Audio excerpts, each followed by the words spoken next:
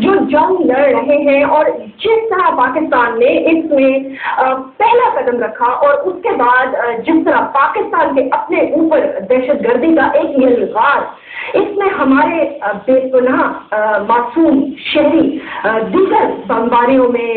Suicide booming میں، Swat operation میں، اس کے علاوہ جو دہشت گردی کا ایک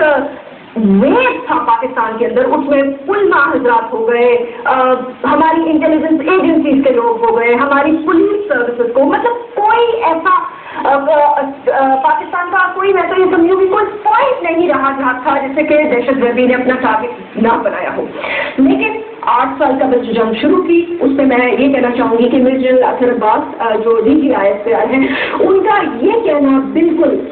بجا ہوگا کہ 8 سال میں پاکستان نے ٹیررزم کے حوالے سے میجر بریک تھرو جو ہے وہ کیا ہے اور بیک بون ٹیررسٹ کی توڑ دی ہے۔ اور جب آپ بیک بون ٹیررسٹ کی توڑتے ہیں اور کہتے ہیں کہ آپ نے میجر اس پہ اسٹیپ فارورڈ لیے ہیں، تو اس میں Swat operation is now being called as a model operation. راہ حق سے راہ راست اور پھر راہ نجات، بے شک اس میں کوئی شبہ نہیں کہ ہمارے بہت سارے جوانوں کی جو ہے انہوں نے اپنی جانیں اس قوم کی خاطر دی، اس ملک کی سرحدوں کو دہشت گردوں سے بچانے کی خاطر دی، اور انہوں نے یہ بھی کہا کہ پاکستان کے لیے وہ کچھ بھی کر سکتے ہیں۔ پاکستان کی آرم فورسز اور اسٹیبلشمنٹ کا اس بات کو واضح طور سے ماننا کہ نمبر 1 انڈیا تھریٹ نہیں ہے، بلکہ اس وقت at this point in time یہ ایک ڈیبیٹیبل کوشچن ہو سکتا ہے، بٹ نمبر 1 تھریٹ وہ ہے جو آپ کے اپنے گھر میں اندر بیٹھ کر آپ کی جڑوں کو کھوکھلا کر رہا ہے۔ میں صرف آپ کو ایک تھوڑا سا بتاتی جاؤں کہ پاکستان میں ڈرون حملوں کے حوالے سے بہت زیادہ تنقید ہوئی اور برہا یہ کہا گیا کہ جی سوورینٹی چیلنج ہو رہی ہے اور ڈرون جو ہے وہ پاکستان کی صالحیت کو خطرہ ہے اور ڈرون سے یہ کر دیا اور ڈرون سے وہ کر دیا۔ آپ خالی یہ اندازہ لگائیں کہ ان ڈرون اٹیکس میں وہ لوگ مارے گئے ہیں جن کو پاک افواج اس وزیرستان کے علاقے میں اور دیگر علاقوں میں ڈھونڈ رہی تھی، جہاں پر میں یہ سمجھتی ہوں کہ پاک افواج کے لیے جنگ ایک طرح سے ناممکن ہو جاتی to take out the safe havens of those people hiding in south Waziristan. 2004 میں نیک محمد مارے گئے پاکستان کے نمبر 1 انیمی وانا ساؤتھ وزیرستان۔ 2005 میں الیمنی کے نام سے دہشت گرد مارا گیا جو کہ القاعدہ کا وانٹڈ آدمی تھا۔ ابو حمزہ ربیہ مارا گیا جو کہ ایک وانٹڈ آدمی تھا۔ 2007 میں 29 پیپل were killed اور اس کے ساتھ ساتھ بڑے نامی گرامی دہشت گرد مارے گئے۔ 2008 میں 155 پیپل were killed، لیکن اس میں حیرت کی بات یہ ہے کہ القاعدہ کا موسٹ وانٹڈ ابو لیث اللبی، ابو سلیمان الجزائریہ، مقداد مصری، خالد حبیب، ابو آکاش، ابو جہاد المصری، عبداللہ اعظم السعودی، راشد رؤوف، ابو زبیر المصری، یہ تمام لوگ ڈرون حملوں میں ہی مارے گئے۔ اور 2009 کو مارا گیا بیت اللہ مسعود، اپنی بیوی، اپنے سسر سمیت، اسامہ الکنی اور شیخ احمد سلیم سودانی۔ یعنی کہ یہ وہ القاعدہ کے اور تحریک طالبان کے وانٹڈ لوگ تھے جنہوں نے پاکستان میں دہشت گردی کا وہ رنگ دکھایا کہ جس میں پاکستان کی عوام جو ہے وہ ٹھکر کر رہ گئی۔ سوال یہ پیدا ہوتا ہے کہ ہمارے بہت سے میڈیا چینلز نے، پروگرامز نے، اینکرز نے ڈرون اٹیکس کو ایک نیگیٹو رنگ دیا، لیکن ان کی وجہ سے جو پاکستان نے آج میجر ٹیررزم کے اوپر ایک جو قدم آگے بڑھائے ہیں وہ پاکستان کی صالحیت کے لیے بہت ہی اچھے ہوں گے۔ اس میں ہمارے ایکسپرٹ جو ہے ناظرین وہ اس کو کس طرح دیکھتے ہیں، ہمارے ساتھ تشریف رکھتے ہیں اس وقت ظفر ہلالی صاحب ایمبیسڈر ہے، ہمارے ساتھ آج موجود ہے یہاں پر، اور ہمارے ساتھ اس کے ساتھ ساتھ سینئر ڈیفینس اینالسٹ جو ہے وہ بھی موجود ہے۔ بہت بہت شکریہ، السلام علیکم and thank you so much for joining.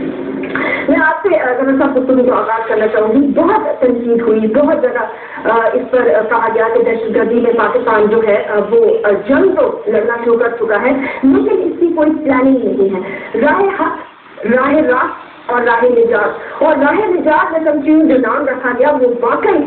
ثابت ہوا کہ اس سے ہمیں نجات دلائی بیت اللہ مسعود اور ان لوگوں سے جن کے میرے نام نہیں ہے۔ تو اوور آل آپ کس طرح دیکھتے ہیں جو اب تک فورورڈ موومنٹ ہوئی ہے؟ जैसे आपने कहा था कि ब्रिगेडियर अब्बास ने ये कहा था कि बैकबोन हमने तोड़ दिया है, मेरे ख्याल में ये अभी तक कहना कि बैकबोन टूट गया है लिटिल प्रेमेच्योर। हमने एक वर्टेब्रा जो है ऑफ द बैकबोन, उसको द स्वाथ वर्टेब्रा, उसको हमने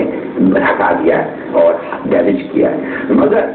अब देखिए, हम लोग कुछ लोग जो थे जो ड्रोन की तारीफ करते थे, हमें गालियां पड़ती थी, कह रहे थे तुम लोग सब रेजिटी नहीं। हम लोग जो कहते थे ये तालिबान दुश्मन है, ये इस्लामिक ब्रदर्स नहीं है, these are the enemies of Islam. और वो बातें जो बेनजीर भुट्टो कहती थी 1995 और 96 में फौज को कि मत इनकी हिमायत करो, ये वापस आएंगे, आज वो बातें सच निकल आ रही हैं। मगर साथ साथ में आपको ये कहूंगा कि एक इससे बड़ा भी खतरा हमारे है, और जो हम अभी तक रिकग्नाइज नहीं कर रहे हैं और जो हम करना नहीं चाहते हैं और जो हम इन डिनायल हैं, वैसे ही डिनायल जो हम एक जमाने में तालिबान के बारे में थे, और वो है the southern Punjab extremist groups. I completely agree with you. The Punjabi Taliban is emerging. New York Times, western ममालिक के दीगर अखबार, बरतानवी अखबार, पाकिस्तानी अखबार, सब इसकी निशानदेही कर रहे हैं, और वहाँ पर ये ग्रुप्स मौजूद हैं जिन्होंने बाकायदा लाहौर में बड़े दहशतगर्दी के वाकयात में मुलव्वस पाई है। और ना सिर्फ वो, अफसोस की बात ये है कि हमारा वो जो अप्रोच है उस प्रॉब्लम का वो ही है डिनायल, सेल्फ डिनायल, छोटे कुछ ये ऐसी कोई बात नो ड्रेस पे नहीं, बिल्डिंग पैलेसेस फॉर देमसेल्व्स। और हम देख रहे हैं, और अब ये पता चला है कि पुलिस को भी उन्होंने काफी सारे इन्फिल्ट्रेट किया। देखिए बात असल ये है, तो ये एक छोटा वर्टेब्रा आपके बैकबोन से स्वास्थ्य में क्रश हो गया है, मगर अभी भी वो चल सकते हैं, भाग भी सकते हैं, जब तक आप ये सदर्न पंजाब का ये खत्म ना करें। तो ये बातें हैं जो अब तक वी शुड बी हैप्पी। और एक और चीज मैं बता दूं, जो सिविलियन डेथ के बारे में ड्रोन्स का कहते हैं, आपने जिक्र ठीक किया कि ये लोग जो होते हैं ये एक्चुअली प्रोटेक्शन देते हैं, एक मिनट, मगर यास्मीन किसने वो जाके टिक मार्क किया है डेथ्स को कि ये सिविलियन है कि ये मिलिटेंट सपोर्टर नहीं है? मैं तो कहता हूँ कि ये ज्यादातर जो लोग मारे गए हैं वो इन लोगों के body guards and fellow militants हैं, और जिसके बारे में हम जानते नहीं है तो हम कहते हैं दे आर सिविलियन है, मगर they are not really civilians. तो 713 अगर लोग मारे गए हैं 13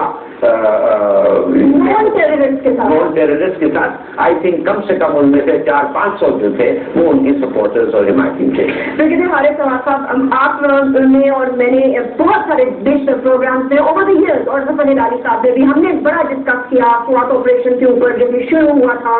राह हक नाकाम क्यों हुआ, राह रास्त कामयाबी की तरफ जा रहा है या नहीं जा रहा, IDPs का क्या होगा क्या नहीं होगा। लेकिन अल्लाह का शुक्र है काफी हद तक कामयाबी जो है वो पाकिस्तान की अफवाज को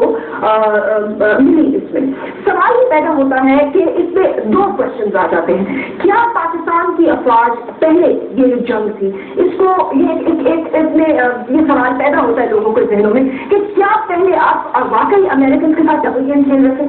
Was it like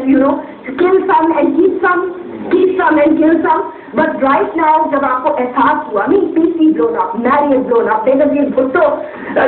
शहीद थे, कोर कमांडर्स पे अटैक, छावनियों से हमले,